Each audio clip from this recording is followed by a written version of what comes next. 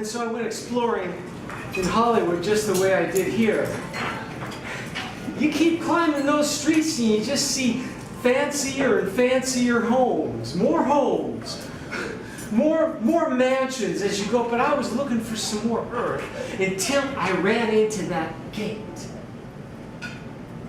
Had to slip through that gate, neglected, broken, trespassed before, locked and chained, left a small snatch of my shirt on its jagged wooden edges, and I was off, full stride, sense around, indigenous wild sliding by as I marched uphill 10 minutes from my house, locked in the gridlock.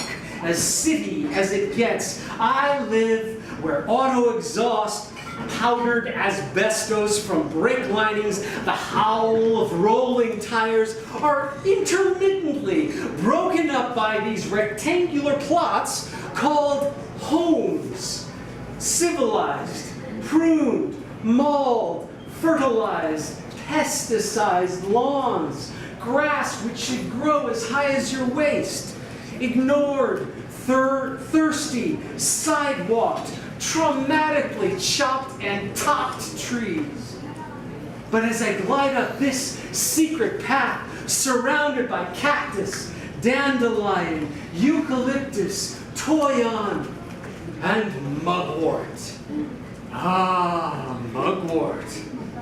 Back in the day when my improv group ran out of weed, all eyes turned to me, and I would lead my band of alternate reality renegades, my cavalier crew, up into the brush to forage for mugwort. Doesn't get you stoned, but it gets you somewhere. Up here, I find an empty pool next to the remaining foundation of some storied old Hollywood mansion. I imagine Errol Flynn entertaining friends, diving into this pool when stars were stars. Further along, surrounded by twines, vines on twisting paths, I find a half-buried, wrecked car, rusted and rusting, being consumed by nature, a mile from Hollywood Boulevard. Someday, this will all be consumed. No one ever talks about this place. It's not on the map. I return. I keep the secret. I find a cave with candles lit. I wait for the dweller to return. He's a youthful, bearded hermit who has appointed himself keeper of this mistaken outpost of nature.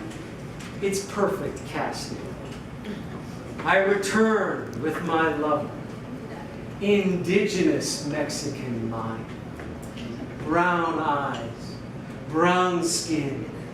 We bathe in the sun, entwine on an open slab of cement, a development never developed. Our eyes open to the sky, our peripheral vision encircled by dry shrubs, burnt sienna red, earth olive brown.